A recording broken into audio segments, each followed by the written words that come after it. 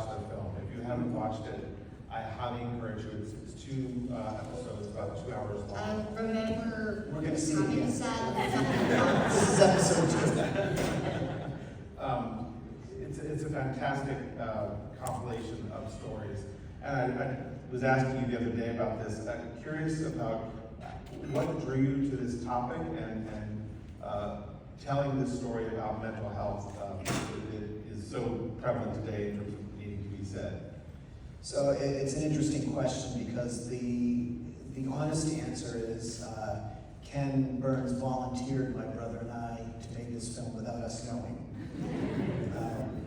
However, that being said, I knew nothing growing up about mental illness or mental health. However, I did know something about mental illness in my family. I came from an extremely dysfunctional family, and when you're a child, you think that your family's normal because that's all you know. But as you grow into an adult, and you're able to start seeing things differently, especially with your own children, you realize how terrible some aspects of my childhood were and how they affected me as a parent and as an adult. So when my brother and I both were volunteered to make this film,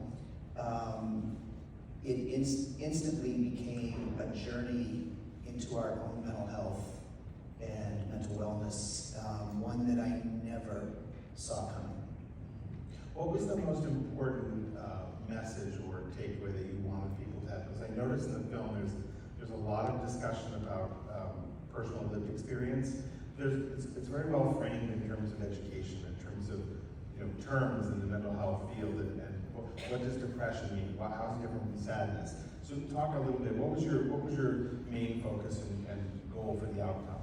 Well, there's many, but I think the first important thing to impart to people my age or older is the acknowledgement that we weren't brought up understanding what mental illness is. And one remarkable thing that came out of this is just the simple reality of how real it is.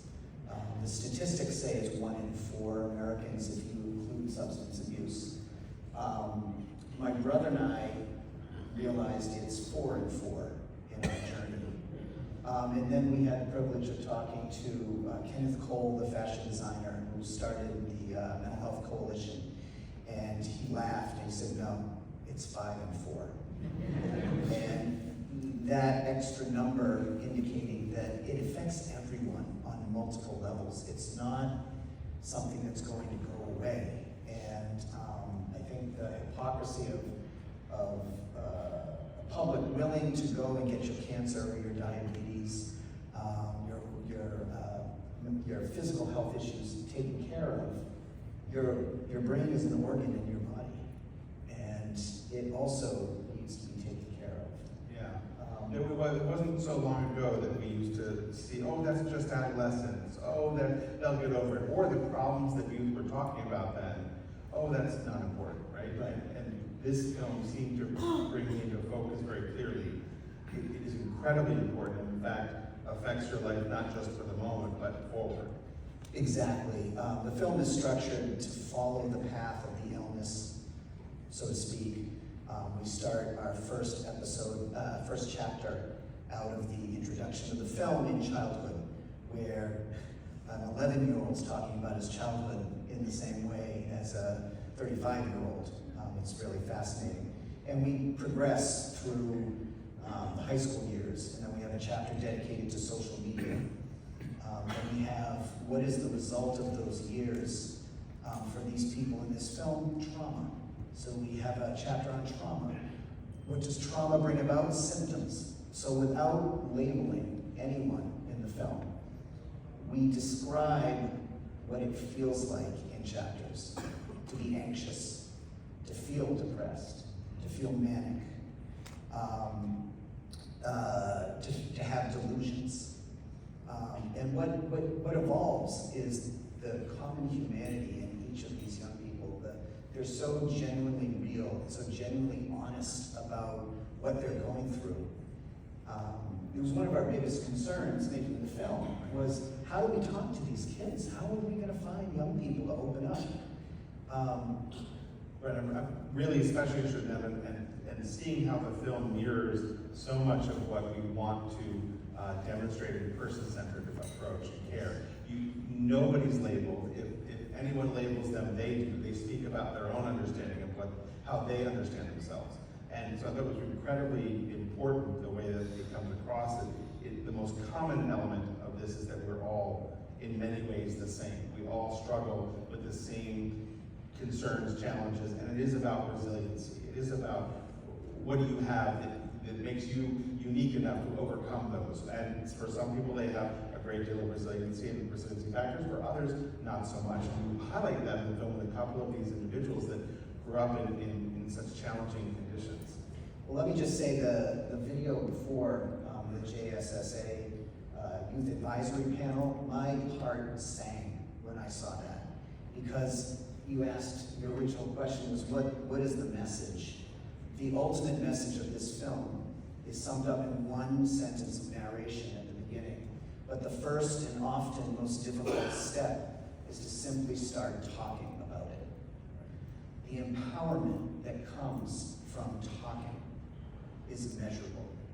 In many circumstances, it is the number one factor that will get that child or youth out of the situation they may be in. Not always, but just that first step of sharing. I think though, to a person, every single individual that you interviewed, at some point in telling your story, talked about that, about the importance of being able to connect.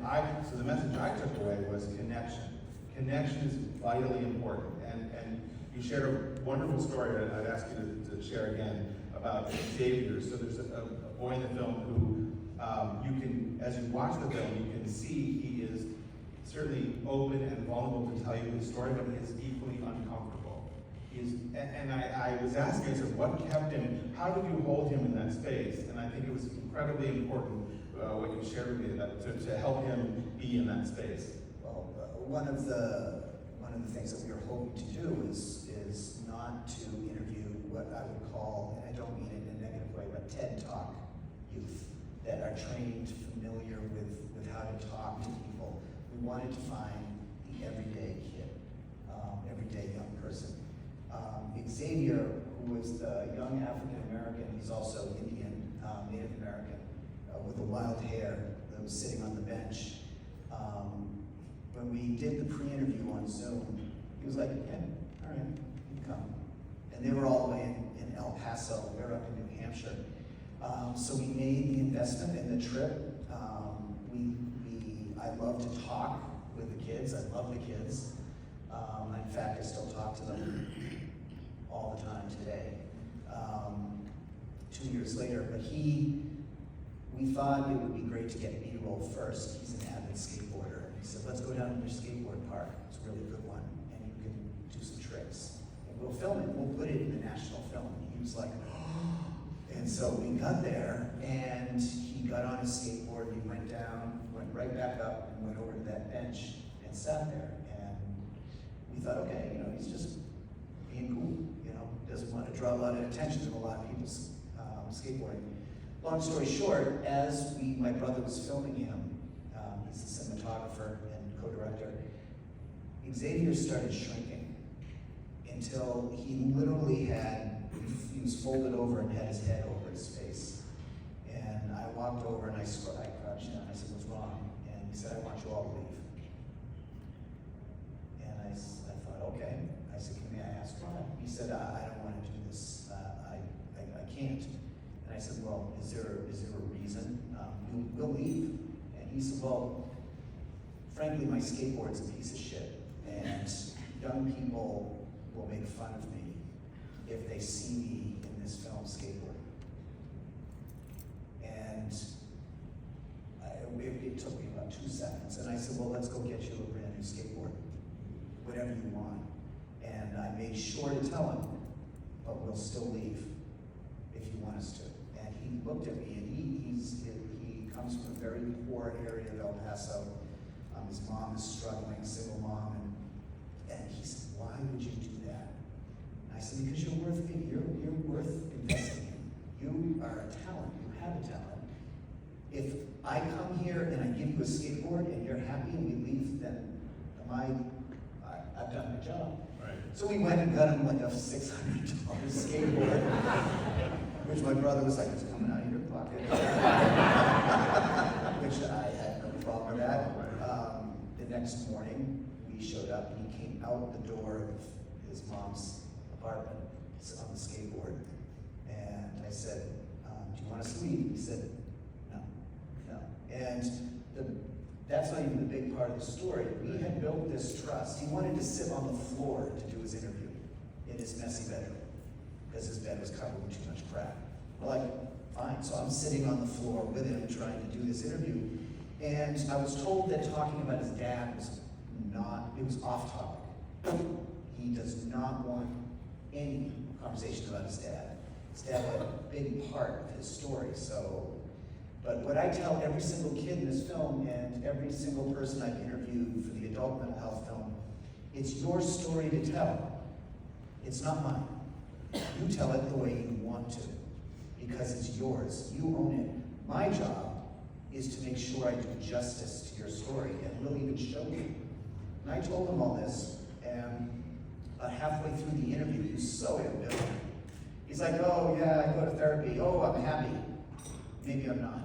I don't think I am." Right. You know, he's just being he's doing this, he's saying, Yeah. he's like, ooh, just kind of, not taking it seriously. And then I asked him a question about living in Atlanta before he moved to El Paso, and he said, it reminds Atlanta, when I hear the word Atlanta, I think of the smell of cigarettes. Because that reminds me of my father, and he used to beat me with sticks all the time. And he goes, "Yeah, that happened." And then he told me a story about his father was so drunk he ate a package of Oreos, and then blamed it on all three kids and beat them for it. He had never spoken about his father to his mother, to his therapist, in 5 years since it happened. And I'm thinking, why is he telling me, who's going to put this out for 10 million viewers? It was such a weird moment. And honestly, he never looked back. He wanted it. He wanted to own it. He wanted to talk about it. His mom cried, I cried away from him, and his therapist cried and said, "This is the first time he's ever said anything about it, and we thank you from the bottom of our hearts." And I'm just thinking, and as we progressed in filming, every single young person, after their interview, I thought they would be depressed, crestfallen, traumatized from reliving their suicidal moments, reliving the trauma of their families, or they were exuberant, they were happy, they were joyous. Yeah, that makes the point. The connection is really at the heart of what we need to do. Right? It is. And I'll editorialize for a moment to say evidence-based practices have their place, but we really need folks, whether they're peer support specialists, clinicians, case managers, friendly visitors, to be able to connect with people.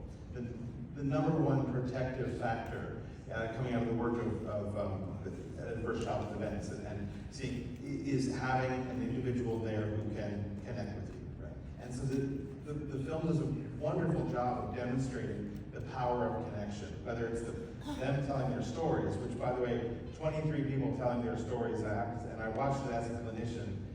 It was amazing to see 23 people telling their story in such synchronicity. It was like watching 23 clinical interviews simultaneously. And you really got an understanding of both their experience and what it means to understand a concept as broad as mental illness and how you connect with people to promote mental health. So I think it was just incredibly well done. But it really does emphasize the power of connection and what it means to just connect, whether to tell your story and find others who hear it and resonate with you, or whether it's to a therapist who can then offer you support. It was just incredible, just absolutely amazing. When we showed PBS the first rough cut of the film, He said, where's the science? Where's the clinicians? Where's the experts? And we're like, you're looking at them. They're these young people, the experts of their own experience. And like you said, the clinicians are critical. You know, medications are important. Cognitive behavioral therapy, Yes. very important. You know, it's the proof is that we had only 5 mental health experts in the film, and they just provided context. That's what they were there for. And the film breaks the fourth wall, if you know what that means in film. It's where Burt Reynolds and what's the Smokey and the Bandit, when he stops in the car and he looks right at you at home and he goes, ah, that's breaking the fourth wall. These kids break the fourth wall constantly, and they'll give advice. And my brother designed the camera, set up the camera so that they're looking into the lens of the camera. They see my face in there, like a teleprompter. So it's not awkward for them to talk, but what it does is they're looking at you, the viewer at home, and all of a sudden, you're a part of the conversation. It was so important. Absolutely. Talk a little bit about what's happened since. So the film came out in 2022, and you had to struggle with the pandemic and how you get the film made during the pandemic. But talk a little about what's happened since then, because that's a really interesting development that's come of it. Yeah, it's the gift that keeps on giving. It's the train that is still chugging up the hill. We're so proud to see that it went international to 8 different countries in the world. It's got 8 to 10 million viewers so far. It premiered at the White House, which was very surreal, to say the least. And then the next night in Congress, we had a premiere in Montana on the actual broadcast nights, and 2,500 people came both nights to watch 4 hours of first sadness. We thought, no one's coming back tomorrow night.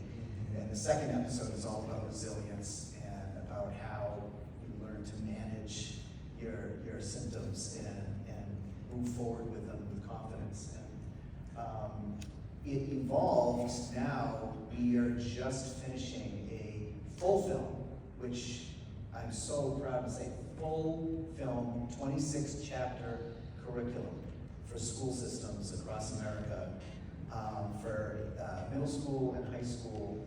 And it took us all of 2 seconds. Ken, my brother, and I said it has to be free, so that every school system.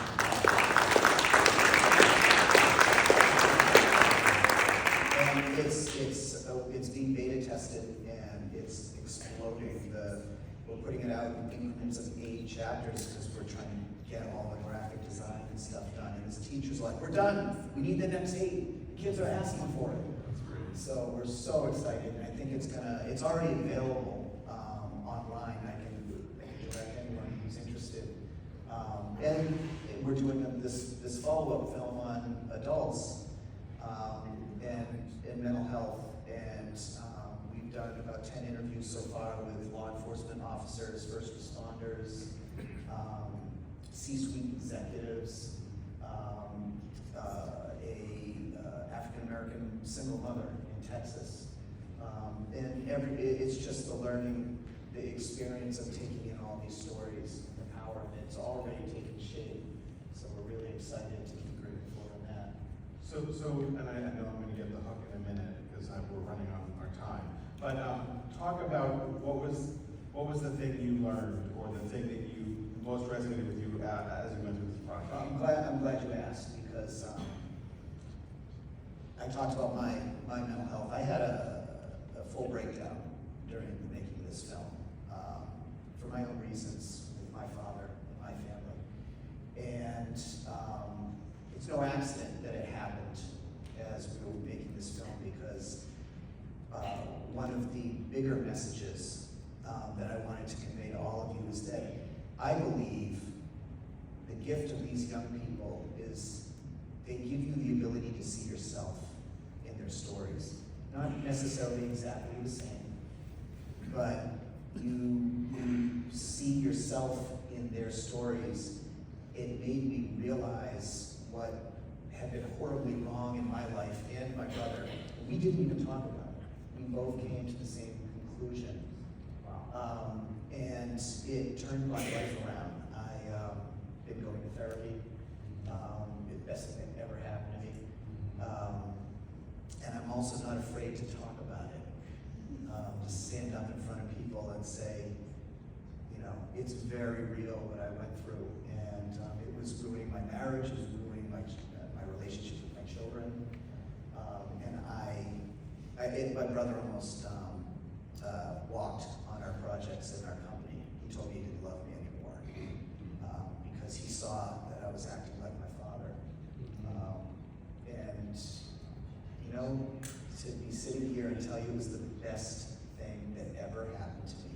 Just like those 23 young people who are all seeking careers in the mental health space.